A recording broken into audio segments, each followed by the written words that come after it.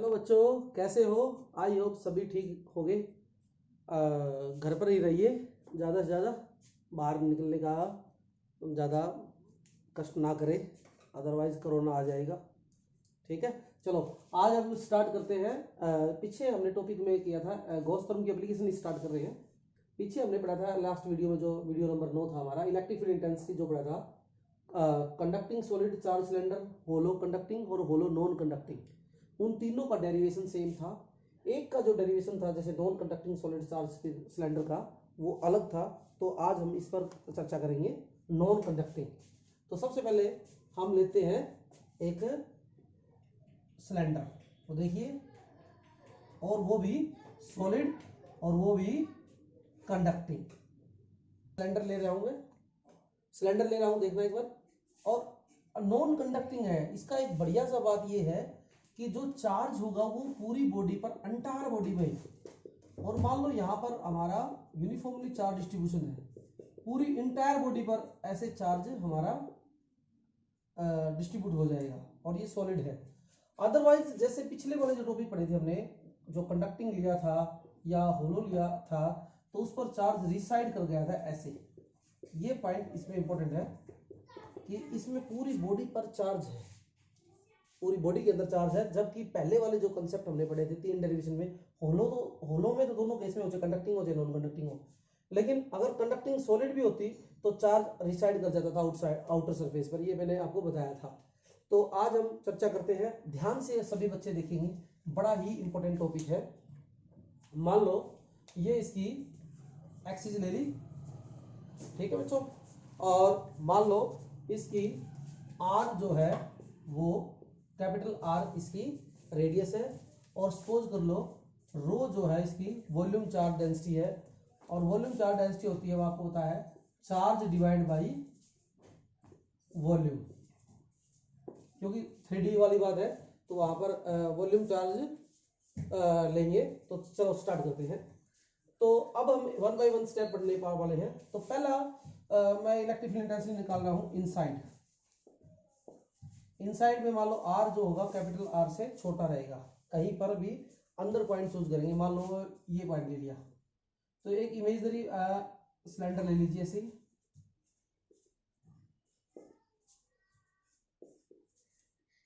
और मान लो इसकी रेडियस स्मॉल आर है, तो और मान लो एल इसकी लेंथ है इस सिलेंडर की, बाकी ये तो इनफाइनाइटली है। तो बच्चों स्टार्ट करते हैं। आपको पता है पॉजिटिव चार्ज अगर ये रहेगा तो इलेक्ट्रिक फील्ड की इंटेंसिटी की तो डायरेक्शन ये रहेगी, मान लो इधर रहेगी ऐसे। अब इसमें 3 सरफेस बनेंगे। सरफेस नंबर जो रहेगा हमारा, वो जरा देखोगे आप, सरफेस नंबर 1, 2 और ये 3। तो इसमें एरिया वेक्टर निकलेगा इसका बाहर, ऐसा एरिया वेक्टर, ये इसका एरिया वेक्टर रहेगा बच्चों, और सरफेस 1 के लिए ये एरिया वेक्टर। तो आपने देखा 1 और 2 के लिए सरफेस, फॉर सरफेस 1 और 2, ई एंड ए, ई इधर है, ए इधर है, E and A are perpendicular to each other, each other. It means electric flux जो निकालेंगे अपन में, ई डॉट ds आप जानते हो वो क्या हो जाएगा, 0। क्यों हो जाएगा?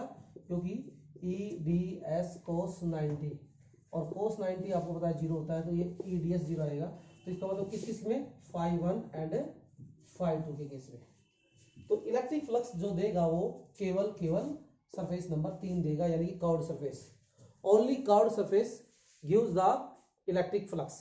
तो नाउ द इलेक्ट्रिक फ्लक्स जो रहेगा ओनली फॉर थर्ड सरफेस के लिए रहेगा, ई dot d S for third के लिए, क्योंकि 1 और 2 के लिए आपको बता दिया मैंने 0 रहेगा। क्यों? और ये क्यों, इसके लिए क्यों रहेगा? क्योंकि इस केस में देखोगे आप, ई और ए के बीच में एंगल जो है वो 0 डिग्री है, और कोस 0 होता है 1 के बराबर। तो प्यारे बच्चों, और आपको इसका फॉर्मूला पता है, Q inside divide by epsilon not, ये आपको आना चाहिए। तो प्यारे बच्चों, इसमें हम चर्चा करते हैं। अब क्यू इनसाइड निकालना है इस पोर्शन के अंदर चार्ज।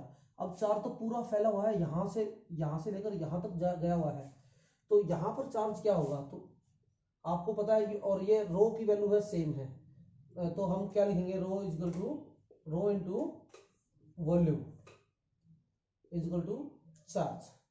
अब इतना इतना चार्ज निकालना है तो रो तो कांस्टेंट है, वॉल्यूम लेंगे ये वाला, और इसका वॉल्यूम आप जानते हो सिलेंडर का पाई आर स्क्वायर और l is equal to q. तो पॉइंट आपको समझ में आ गया होगा। यहां से सोल्व करोगे इसको तो बन जाएगा ई डी एस कोस 0 इंटीग्रेट क्यू की वैल्यू आ जाएगी बच्चों पाई आर स्क्वायर एल इंटू में रो। समझ में आ गई होगी ये बात। अच्छा, कोस 0 होता है 1, ई को हम बाहर पटक देंगे और डी एस रहेगा अंदर, और डी एस माना जाएगा ये 3 वाला एरिया, केवल 3 वाला, और 3 का हमने कौन सा लिया है, कर्व्ड सरफेस, और कर्व्ड सरफेस के लिए हम फॉर्मूला अप्लाई करेंगे 2 पाई आर एल। अरे भैया ऐसे लिख दोगे ई इंटू में d s is equal to, चलो एक स्टेप बढ़ा देता हूँ, pi r square l into में रो। तो यस डी एस की वैल्यू क्या हो जाएगी, yes guys what is the curved surface of the cylinder, pi r square sorry 2 pi r l is equal to pi r square l into में rho. जो चीज कटती है वो काट दीजिए।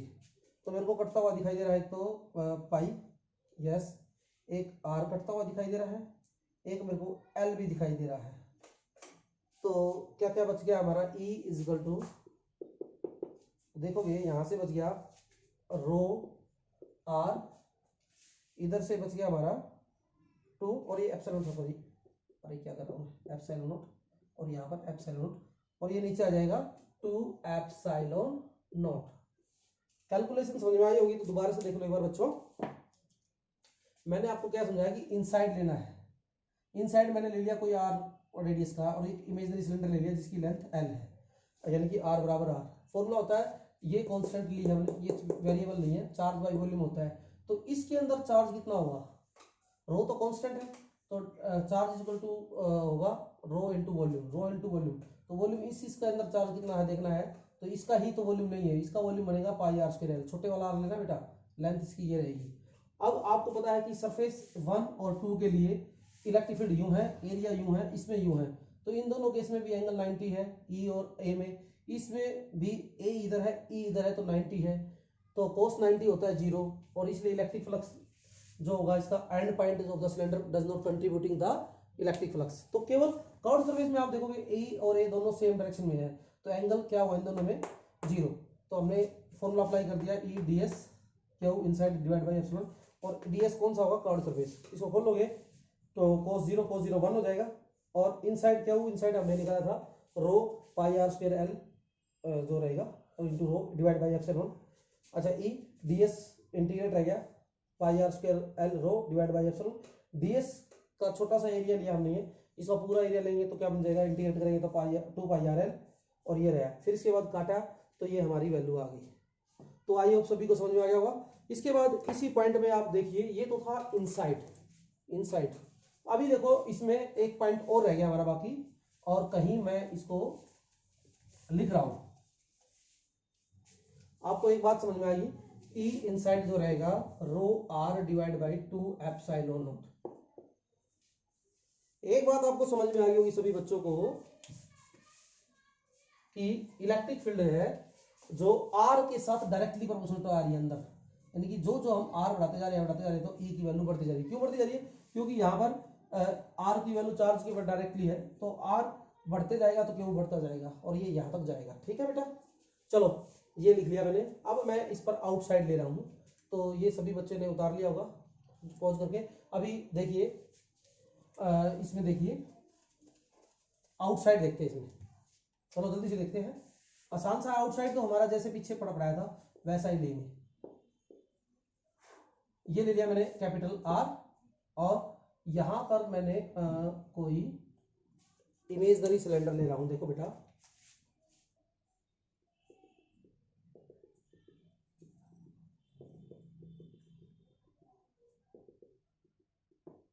और इसकी रेडियस ले ली मैंने आर। क्लियरली इसका नाम लिख दिया मैंने आउटसाइड, और आउटसाइड में आर बड़ा है कैपिटल आर से, यानी कि आउटसाइड वाला पॉइंट लेंगे। तो वही बात, इसका एरिया वेक्टर जो इलेक्ट्रिक फील्ड जो हमारा plus plus plus plus plus ये तो रहेगा ही, इलेक्ट्रिक फील्ड तो हमारा ऐसे ही निकल के आएगा। एरिया वेक्टर ये इसका एरिया रहेगा, ये एरिया इसका ऐसा रहेगा और इसका एरिया ऐसा रहेगा। तो ये दोनों फिर 1 2 और ये 3, केवल 1 और 2 जो है वो आपको वही बात सेम दे रहे हैं, कंट्रीब्यूट नहीं करेंगे इलेक्ट्रिक फ्लक्स, तो केवल तीसरा ही देगा। तो सीधा ले रहा हूँ मैं ई डॉट डी एस कोस 0 बनने वाला है तो आपको पता है 1 हो जाएगा, और इसको इंटीग्रेट करके Q inside divide by epsilon E d S के लिए आप जानते हो 2 पाई आर एल बन जाएगा। अब क्यू इनसाइड जो बनने वाला है, अब ये नहीं आएगा। अब अरे भैया यहाँ तक चार्ज है इस पे, यहाँ तक, तो इसका वॉल्यूम लेंगे पूरे का, इस पोर्शन का वॉल्यूम लेंगे हम, इतने इस पोर्शन का, और इसकी लेंथ हमने इसको मान लिया था हमने एल। तो गाइस चार्ज इक्वल टू रहेगा, और डेंसिटी सेम है तो चार्ज इक्वल टू रहेगा रो इनटू वॉल्यूम। तो वॉल्यूम क्या रहेगा इसका पूरे का, ये वाला पोर्शन, तो ये रहेगा पाई आर स्क्वायर इनटू में एल। तो yes rho pi r square into में एल डिवाइड बाई एप्सिलॉन। ठीक है बच्चों, क्या जो रहेगा हमारा rho pi r square l divide by epsilon. तो अब इसके बाद नेक्स्ट स्टेप देखिए, ई के ऊपर पाई से पाई हम कैंसिल कर देंगे, एल से एल कैंसिल कर देंगे। ठीक है बच्चों, तो यहां से बच गया e is equal to rho r square, yes rho r square, ये नीचे आ जाएगा 2 एप्सिलॉन आर, ये हमारा आउटसाइड आ जाएगा। तो इसमें देखो ये rho constant, r constant, 2 constant, epsilon inversely proportional to आ गया। यहाँ पर अंदर था जो हमारा e directly proportional to r था, बाहर आती है जो पहले वाली भूमिका थी। अच्छा सरफेस पर चलते हैं, तो देखो ध्यान से एट सरफेस, तो देखो दोनों की पड़ताल हो जाएगी, वेरिफिकेशन हो जाएगा कि दोनों ठीक है कि गलत है। तो इसमें देखो सरफेस पर चलेंगे तो क्या बनेगा, देखो इस पर आर बराबर आर बन जाएगा, तो ई बन जाएगा, देखो उस फॉर्मूले में रखता हूं मैं, rho capital r divide by 2 epsilon. अच्छा इस पर रखिए, देखो e rho r square divide by 2 epsilon, और इस आर की जगह मैं रखूंगा आर, तो एक आर से एक आर कैंसिल, तो देखो rho r divide by 2 epsilon, rho r divide by 2 epsilon, तो ये रहेगा एट सरफेस जो कि कांस्टेंट रहने वाला है। तो आपको समझ में आ गया, इनसाइड जो है ऐसे के अंदर ये अलग है कंसेप्ट, ध्यान से देखना, डायरेक्ट इक्वल टू आर, बाहर इनवर्सली इक्वल टू आर, और यहाँ पर ये कांस्टेंट रहेगा। आइए अब इस पर एक छोटा सा मैं आपको ग्राफ बना देता हूँ, वो देखिए। सभी बच्चों को ये फॉर्मूले याद होने चाहिए और आई होप समझ में भी आ गया होगा। तो देखिए एक छोटा सा ग्राफ देख लीजिए, जल्दी से हम इसको खत्म करते हैं टॉपिक को। ये ले लिया मैंने ई, और ये ले लिया मैंने आर, ये ले लिया मैंने सेंटर। तो आपने देखा कि पहले ई डायरेक्ट इक्वल टू आर है, और मान लो यहाँ पर ले लिया मैंने आर बराबर आर, जहां पर कांस्टेंट है, यानी कि डायरेक्ट ई बढ़ा रहे हैं, आर बढ़ा रहे हैं, ई बढ़ता जा रहा है बढ़ता जा रहा है, और ये ई डायरेक्ट इक्वल टू आर है, यानी कि ये है इनसाइड द सिलेंडर। और यहाँ पर ये क्या हो गया बेटा, सरफेस पर जहां पर कांस्टेंट है, और उसके बाद देखो इनवर्सली इक्वल टू आर है, तो ये ग्राफ नीचे ऐसे आ जाएगा। तो ध्यान कर लेना बेटा, जबकि पीछे जो आपने बनाया था तीनों के लिए ऐसा बनाया था, यहाँ पर तो ई की वैल्यू 0 थी, और ऐसे आया था, ये आर बराबर आर था, और ये नीचे ये वाला डायग्राम तो वैसा का वैसा है जैसे आपने पिछले वाले डेरिवेशन में पढ़ा था। तो इसको पॉज करके आप उतार लीजिए, अगला स्टेप देखते हैं और कर ले। हाँ बेटे आगे देखना, एक एप्लीकेशन और आज करा देता हूँ, उसके बाद फिर एक सॉलिड स्फीयर वाली रह जाएगी हमारी, एक स्फीयर वाली रह जाएगी, सॉरी सॉलिड भी है, नॉन होलो भी है। तो आओ इलेक्ट्रिक फील्ड इंटेंसिटी निकालने due to plane sheet of charge, infinitely plane sheet of charge, बल्कि इनफाइनाइटली। तो पहले तो एक प्लेन शीट ऑफ चार्ज ले लिया ऐसे,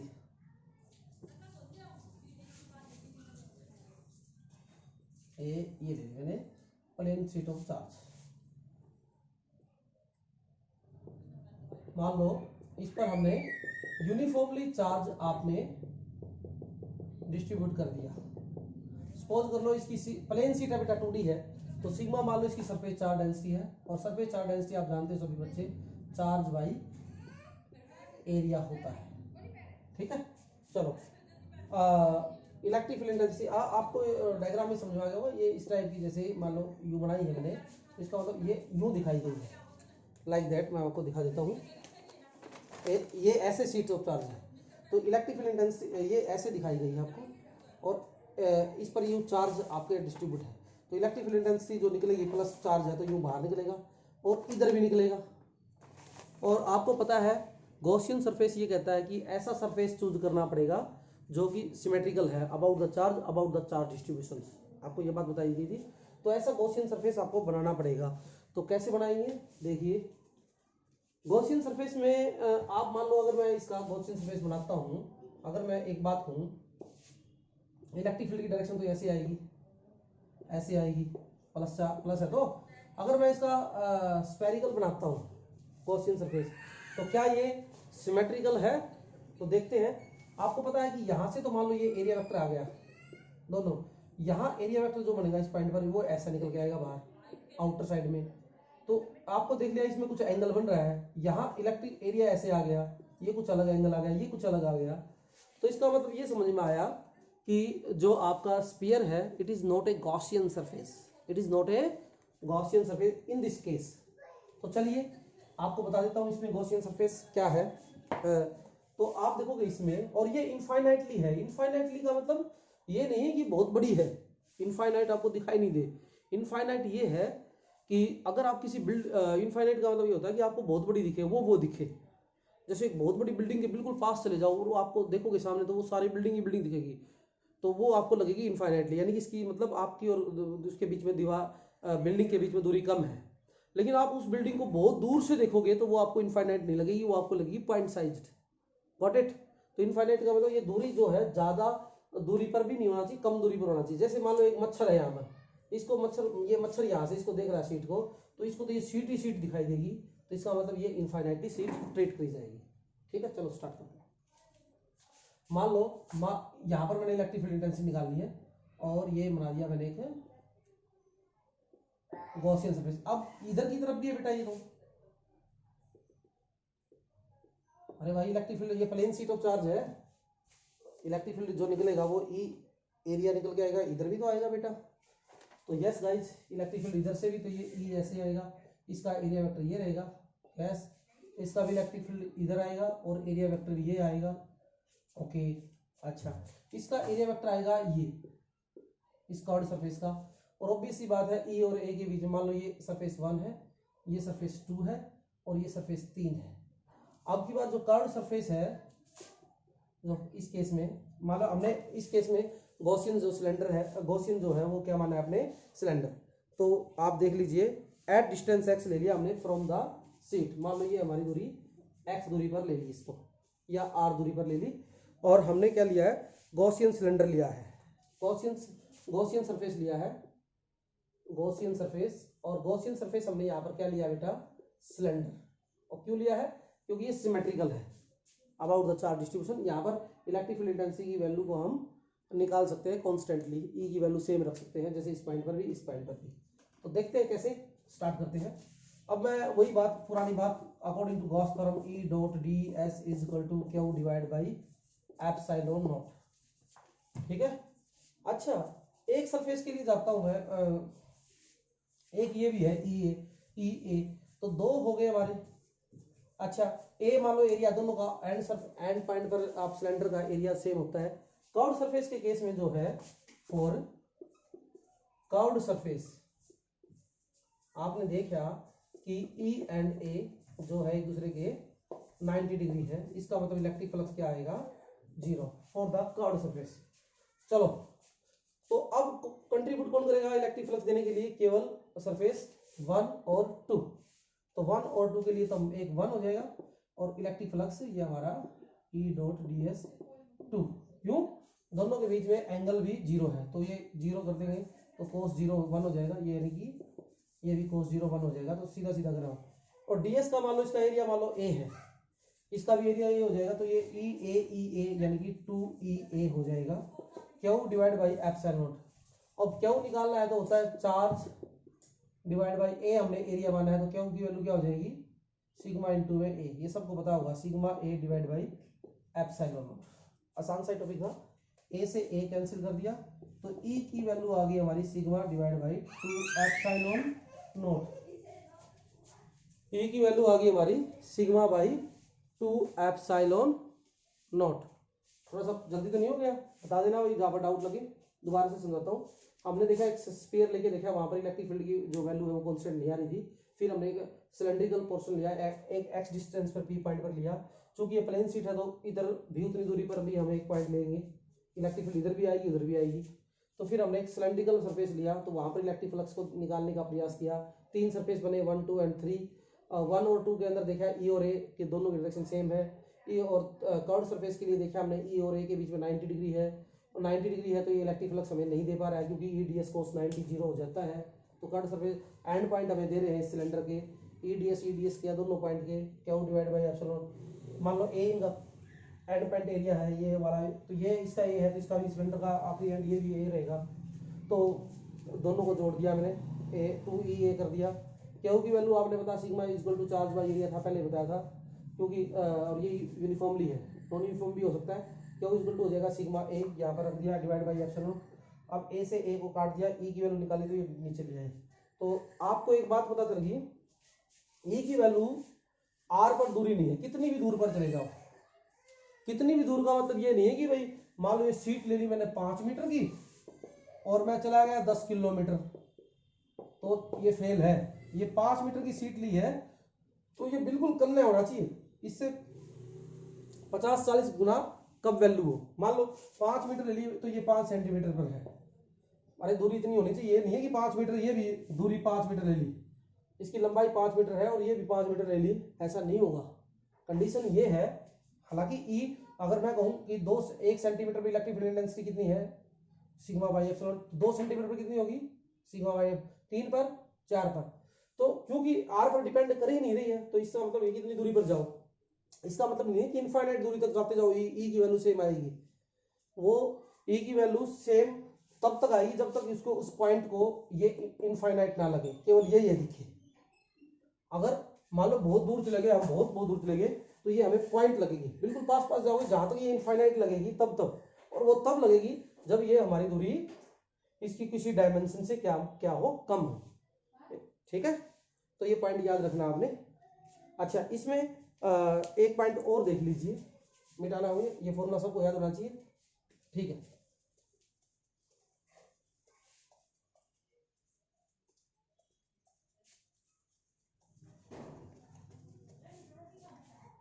इसमें देखोगे आप 2 प्लेन शीट ऑफ चार्ज ले लिया आपने, 2 यानी कि ऐसे,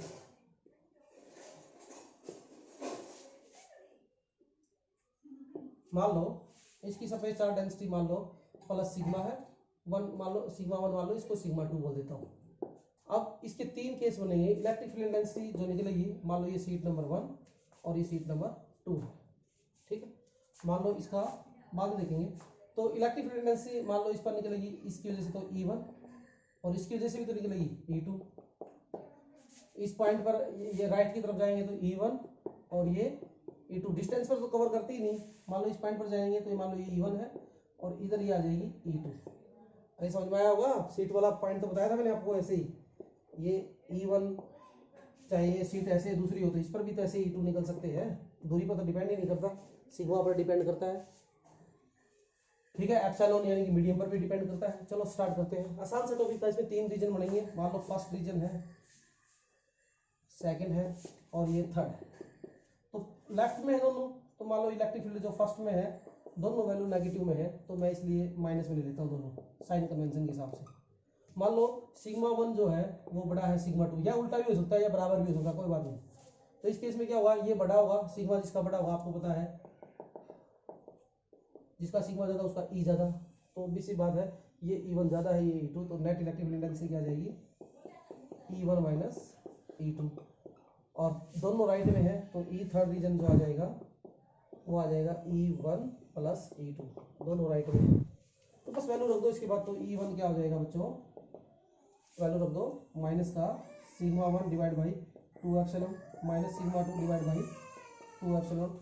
सेकंड रीजन में आएगा सिग्मा 1 डिवाइड बाई और sigma 2 divide by 2 epsilon naught, और ई थर्ड में sigma 1 divide by 2 epsilon, sigma 2 divide by 2 epsilon. ये तीनों फॉर्मूले याद रखने आपने, आसान से थे। अच्छा, इसमें एक कंडीशन और आ सकती है बच्चों, इसमें एक कंडीशन आ सकती है कि अगर सिग्मा 1 मान लो सिग्मा है और सिग्मा 2 माइनस सिग्मा है, इसका मतलब एरिया मान लो दोनों का सेम हो और इस पर प्लस क्यू चार्ज है, इस पर मान लो माइनस क्यू चार्ज है, तो सिग्मा इक्वल टू होता है चार्ज अपॉन एरिया, तो इक्वल सिग्मा हो जाएगी। एक पर माइनस क्यू है तो ये माइनस आ जाएगा, बोलो बेटा माइनस क्या होगा, ये सिग्मा ही हो जाएगा। चलो तो एक पर सिग्मा और एक पर सिग्मा 1 सिग्मा और एक पर सिग्मा 2 माइनस सिग्मा हो, तो वैल्यू रखोगे सिग्मा 1 की जगह सिग्मा रखो और सिग्मा 2 की जगह माइनस सिग्मा रखोगे, तो आप क्या पाओगे, E1 और E3 की वैल्यू क्या हो जाएगी, 0 के बराबर, और E2 की वैल्यू जो निकल के आएगी सिग्मा बाई 2 एप्सिलॉन, माइनस में सिग्मा रखोगे तो प्लस, तो sigma by 2 epsilon plus sigma by 2 epsilon, यानी कि 2 सिग्मा बाई 2 एप्सिलॉन, यानी कि sigma by epsilon not. Calculation कर लेना भाई, सिग्मा 1 की जगह सिग्मा रखो और सिग्मा 2 की जगह माइनस सिग्मा रखोगे, ये कैपेसिटर में इसका प्रयोग करेंगे बच्चों।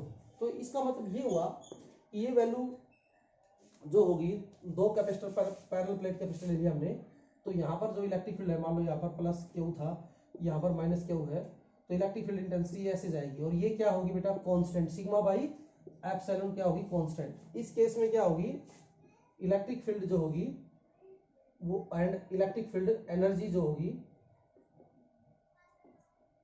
इलेक्ट्रिक पोटेंशियल एनर्जी जो रहेगी वो क्या होगी, जाएगी इसमें बाउंडेड हो जाएगी। और यही तरीका है यूनिफॉर्म इलेक्ट्रिक फील्ड बनाने का प्रैक्टिकली। ज्यादातर अगर दो सीट ले लीजिए, आपने देखा होगा sigma divide by epsilon constant value आई है, ठीक है, कि अगर दो सीट ले लोगे, एक पर सिग्मा एक पर माइनस सिग्मा ले लो, उनके बीच में कुछ गैप रख दोगे तो इलेक्ट्रिक फील्ड उन दोनों के बीच में ऐसे ये ऐसे बाउंड हो जाएगी, तो एक तो बाउंड हो जाएगी और एक यूनिफॉर्म बन जाएगी सिग्मा बाई एप्सिलॉन। हालांकि यहाँ पर कोई चार्ज रख दे तो इस पर फोर्स भी आ सकता है, आपको बताया था फोर्स इक्वल टू होता है 4 क्यू ई, और अगर प्लस क्यू हो तो इलेक्ट्रिक फील्ड की डायरेक्शन में आ जाएगा और माइनस होता तो इधर आ जाता, तो आप रख सकते हो क्यू ई की value sigma divide by epsilon not. Force भी निकाल सकते हो, एनर्जी भी निकाल सकते हो, इसका डिस्कस हम कैपेसिटर वाले कंसेप्ट में पढ़ेंगे। अगला जो मैं कराने वाला हूँ electric field intensity due to spheres, वो होलो भी रहेगा सॉलिड भी रहेगा, उसमें भी दो केस बनाएंगे और वो आपकी लास्ट एप्लीकेशन रहेगी गॉस थ्योरम की। तब तक ऑल दी बेस्ट, और ज़्यादा से ज़्यादा आपको वीडियो प्राप्त करने हैं तो चैनल को सब्सक्राइब करिए। धन्यवाद।